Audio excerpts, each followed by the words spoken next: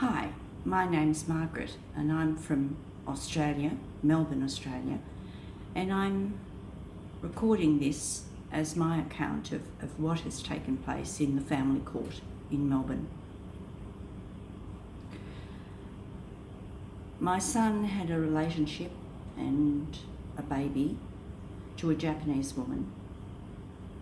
They were married for a couple of weeks and the baby was about 8 weeks old. From the moment of the child's birth, there were problems. The mother really wanted to raise the child in Japanese way, and there was a lot of pressure on her, I think, to abduct the child and take the child to Japan and parent with her mother and change the child's name in order to fit the child to the Japanese family tree, the Kaseki. To that end, she shut us out of the child's life. She would lie on the bed 22 hours a day with the door shut. She was readmitted after the birth for care deficits, but things were always difficult for her. And even if we got some nurses in to help, it only helped for a short time, and then she would revert back to the same sort of behaviour. So we were very worried for her, and I said to her that I would go to the doctors for her and help out as much as I could. But she had been honest and upfront that her desire was to take the child and abduct to Japan. It was on our second visit, when the baby was 8 weeks old, that she took the second visit to the doctor, that she took off with the baby loose on the front seat of the car, and she paid some $1,668 to a management of some premises somewhere, and her intention was then to get the passport and be able to go. She didn't know anything about Airport Watch or what we could do to try and stop it. So we didn't really know what we could do either. Once she didn't return, she'd left a love note on the table, and my son went out thinking she'd gone to a girlfriend's place. She wasn't coping with the baby and had gone to a girlfriend's place. Our doctor that we saw had suggested that the mother go to a Masada sleep school, and we were going to talk about that, but she wasn't there. What we didn't know was she was doing the abduction. When my son realised, he was texting her and she didn't respond, and then we rang missing persons. And missing persons got back to us and said that she was answering the phone and that she was in a refuge. Well, we knew that that wasn't the truth. We wouldn't have gone to any refuge. She was abducting.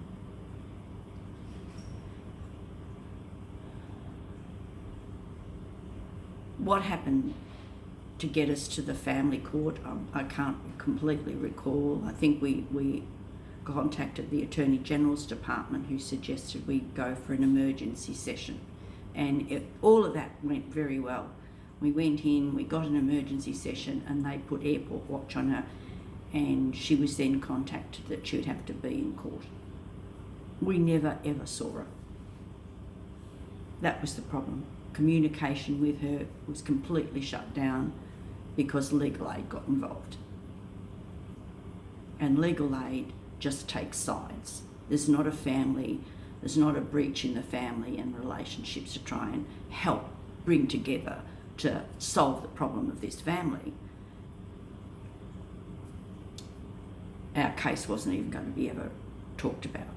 Abduction, alienation, narcissistic control, borderline personalities, none of it gets a mention. So the operation of the family court is done on a DAVO principle, which is to deny you any rights at all as the applicant. You don't have your case even heard, no evidence from you, eliminate you, and then you get accused. Whatever, doesn't really matter. And then they reverse the victim offender role, and so you're being deluged with accusations. I myself were deluged with as many as just unfathomable the level that these people will go to try and eliminate you from your family's life.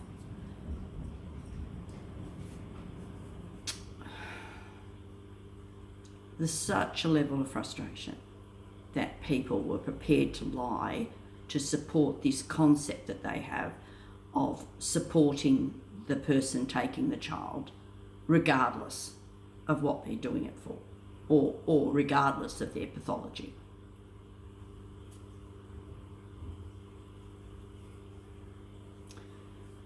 We knew legal aid was involved. We hadn't even applied for legal aid. We had gone into this emergency session and didn't even know that legal aid was an option. We had to have it all done in a couple of hours, and we were writing in pen in the foyer trying to get the case heard by the end of the session so that we could get her airport watch to cover the fact that she was trying to leave the country with a baby. And we were so excited that it was working well that we had no idea of what was ahead of us. We had no concept that legal aid can be as horrible as it really is. But the mother was identified or given the option of legal aid when she was subpoenaed to come to court, and then they supported her. Whatever she wanted to do was right by the family. It wasn't a crime to abduct your child or hide the child or take the money out of the joint account. It wasn't a crime to do any of those. If she was lying about where she was, well, that's not a crime either, and we'll send a fake IVO a few hours before court. That'll unsettle you that night, and you won't be able to really function too well because you've got all these things that she's said that you've supposedly done, which you never did do, but that, and then are we going to meet this girl again? And oh no, she's in a safe room and you never see her at all. So you haven't even got any right to criticise this IVO. It's some other jurisdiction anyway. So we won't talk about what we just did to you last night. We'll talk about something new. And because they know there's no domestic violence issue anyway, they then go on to care deficits. So you're trying to do the right thing with this child and tell the mother all the things that you do, and they're saying the baby doesn't drink milk, the baby doesn't sleep. Oh, you know, the grandma wrote in the communication book. You're listening to all of this and you think, what on earth are they talking about? We did a fabulous job. We've got photos of it job. We've got the communication book that says everything was really well done. What are they talking about? And they make it up between themselves. So the ICL or the other legal aid lawyer will say something, and then the judge fills it out with her interpretation that fits up on her story that she's telling herself, and we're here not even asked. No cross-examination of any of it. Now, for instance, just the things that I was accused of was that writing in the communication book. Well, the mother had said to the father on an email, he'd asked what did she want him to do in these in this 3-hour session that he was allowed to have of access. And she said, go to the art gallery, the zoo, or a male playgroup. Now, my son came to me and said, I don't think that's right, is it? You know, we wouldn't be doing that in 3 hours, would we? No. It's a four-month-old baby. And I said to him, no. And he did know. He had worked in a mother baby unit as a nurse, so he knew that a 4-month-old baby wouldn't be doing anything like that.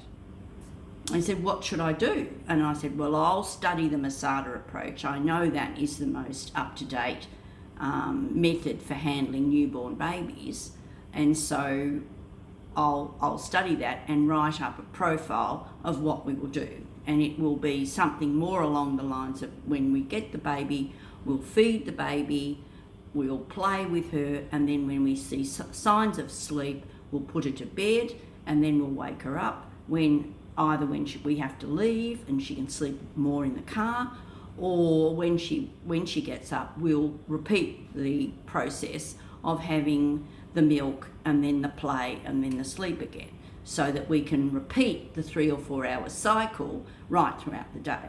So that's what would be referred to as a schedule. Now, the baby didn't actually have a schedule, but we were going to make one so that when the baby came, we'd always be feeding and then playing and then sleeping. And that really worked very well. And so I wrote up this profile in the communication book to get the best possible supervision of the child for the time that we had her. And it would also show that we were going to have a bottle feed, a sleep cycle and a nappy change, and all of that would be written up, and that's what she could expect from us every time we had the child. They didn't ask us what I wrote. The judge filled it out herself. Oh, the grandmother can't be writing in the communication book. Oh, you'll have to get lawyers to tell her not to be able to interfere like that. I'm a supervisor, doing the job properly.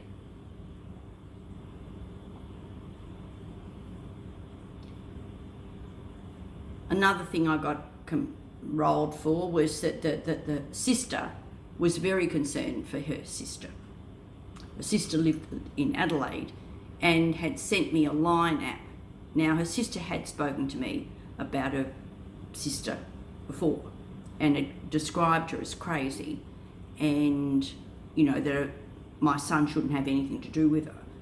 And it was a significant thing, I think, for a sister to say, but it was also indicative that there was a history of problems in the family with this person. And anyway, this Line app came on the phone. Now, I never opened it. I was part of the law court at the time, so I never opened it. And yet I got told that I was in communication with a sister and that I was breaking the laws. I hadn't opened it. The judge again decides that I've done all the wrong thing, and off she goes again with another explanation of how I've done the wrong thing, and I'm not allowed to talk to the sister. Now, really, we've got a newborn baby and a mother doing an abduction. You would think everything needed to be checked out. If this sister is writing to me or sending me Line apps, everything that sister wanted to tell me should have been asked for, not cover-ups. We need to help this mother, not cover it up.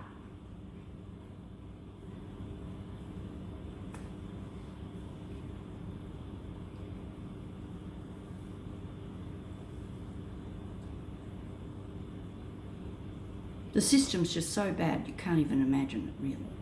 You just can't imagine what Legal Aid and its team and its judges that support Legal Aid are capable of doing to cover up a Japanese child abduction, and no one in the room is talking the truth about any of it.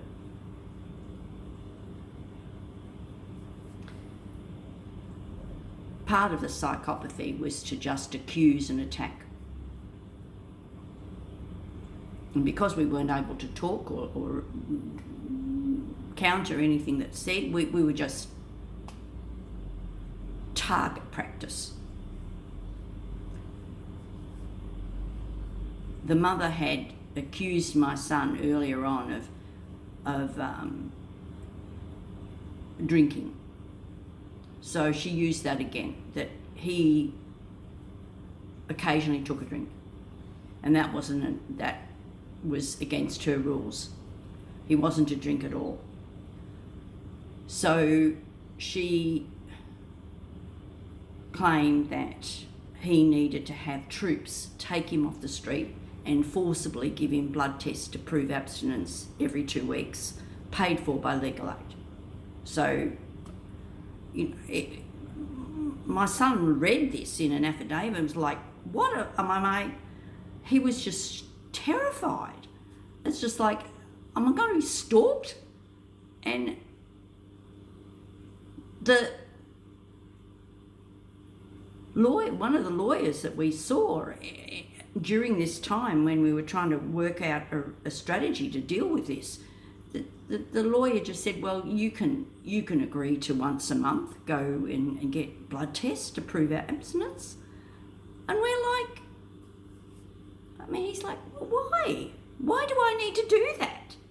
And that was a decent question to ask. It was never about what my son had done. It was about what she was asking, what she was accusing him of, and what she was asking for. That's all the court was ever doing, was doing exactly what she asked for. And she asked for troops to take him off the street. Well, let's try and get troops to take him off the street. Well, maybe that's a bit excessive. So they pared it back to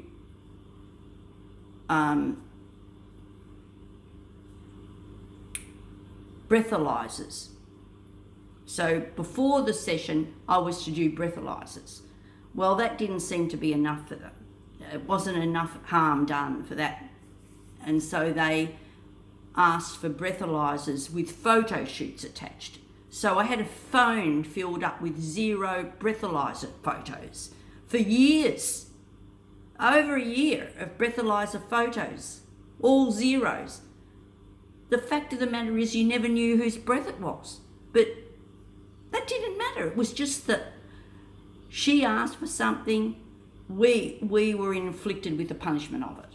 And that was what was going on all the time.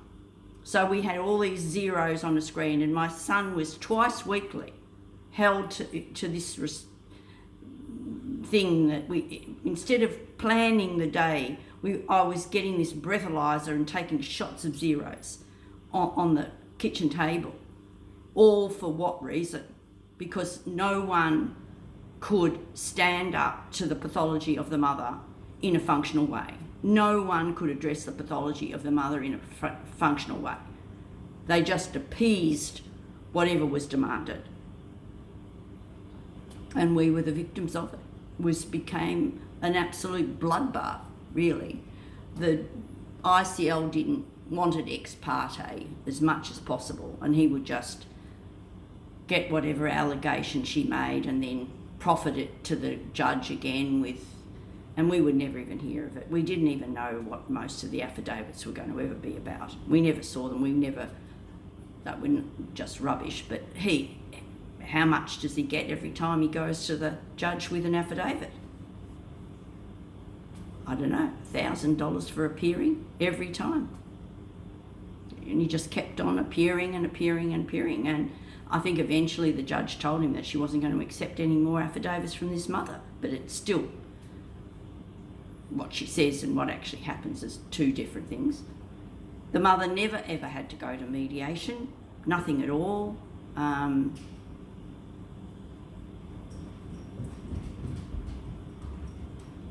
In the end, my son just couldn't keep going with it. There was no one there to agree with anything. We'd written up, contingency visits, parental plans and everything. no one would discuss anything with us at all. The ICL never ever spoke to us about any of it. He was just trying to basically run us over with a psych review of some description, and when he couldn't get one, he tried another, and then he tried the psychology reporter, and they just colluded with each other, open emails attacking my son. In the end, the psychologist came up with a diagnosis of my son: delusional OCD of abduction, with a recommendation of the Hague Convention once the mother left.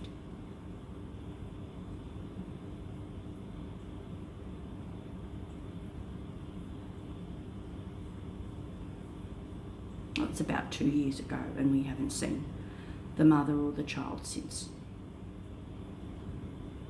I'm really sorry, but this is child abuse. This is the court failing to protect a child against child abuse, of abduction, alienation and narcissistic control. The mother had a distinct pathology, and the court didn't want to know. And the court failed to protect the father against child abduction and alienation and narcissistic control. And there was a third party involved. The court itself was an abuser.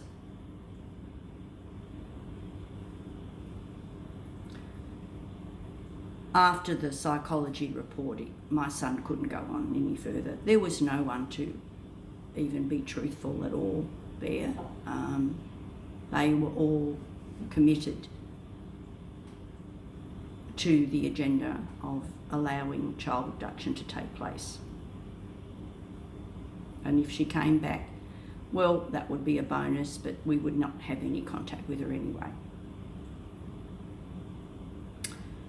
I think a doctor had said, I don't know what he would do if he didn't win. And that was used to profit.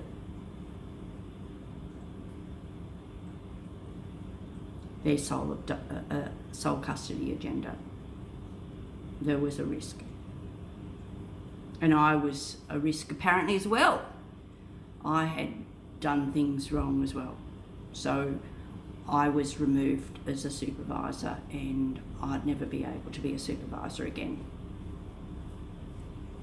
No idea exactly why, but there you go. They made up more stories. They just eliminated me somewhere along the line. We haven't seen the child for 2 years. She did have her name changed, and we don't really know where she is. If she was in Australia, we don't have a way really of connecting very well with her, because there's no airport watch that was ever for us. It was only for the courts to process their agendas, and keep her here to process their agendas on us.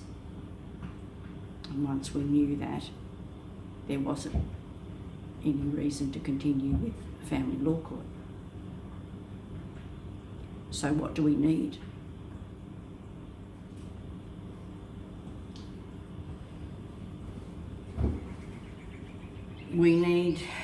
What do we need?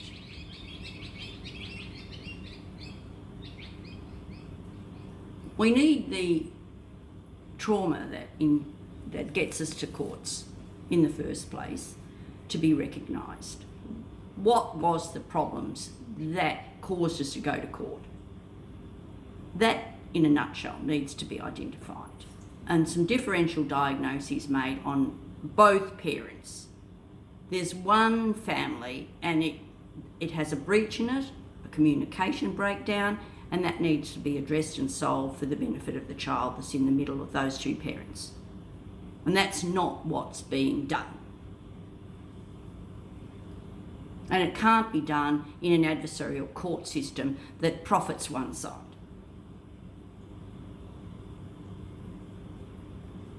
So we need family therapy centres, we need psychiatrists and psychologists to man up here and work out how to manage personality disorders and conflicts in divorce. This is psychological problems in the family, and it's not a legal matter. It needs psychological sound interventions to try and keep the bonds of the family not in the family as though every person has to remain married. It's that the bonds of communication to create a better life for the child are maintained. We don't eliminate a father or mother from a family unit and say that's in the best interest of the child.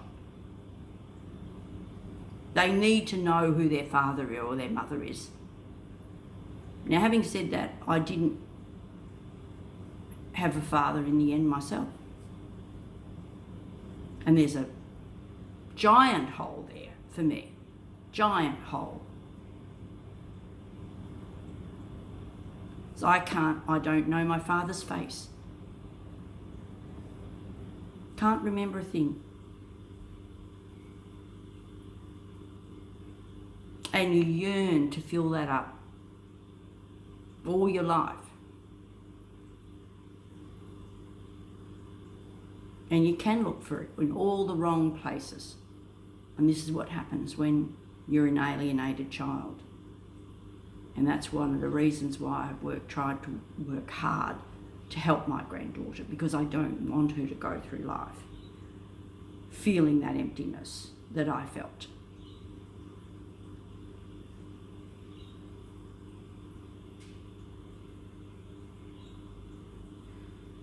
I've sent complaints about what the psychologist did. She saw us for 45 minutes, I believe, maybe an hour. Both my son and I and the child. No parents, both of them together in the room at all. Didn't know anything about what she was doing. And the APA hasn't really responded. I sent a complaint to the psych board. I know, the legal board.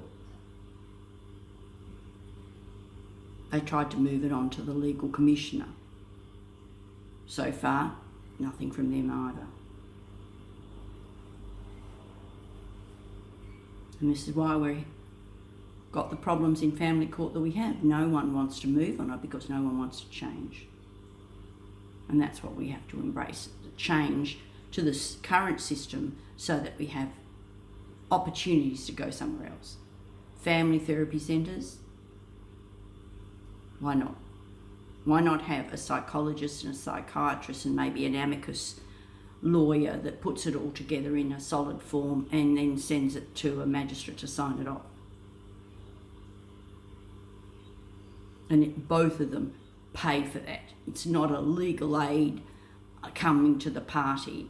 It's both of them submit to paying or contributing at least to the psychiatrist, psychologist, and working on the differential diagnosis of both of them to maintain healthy bonding apart so that you are consciously uncoupling for the benefit of the child.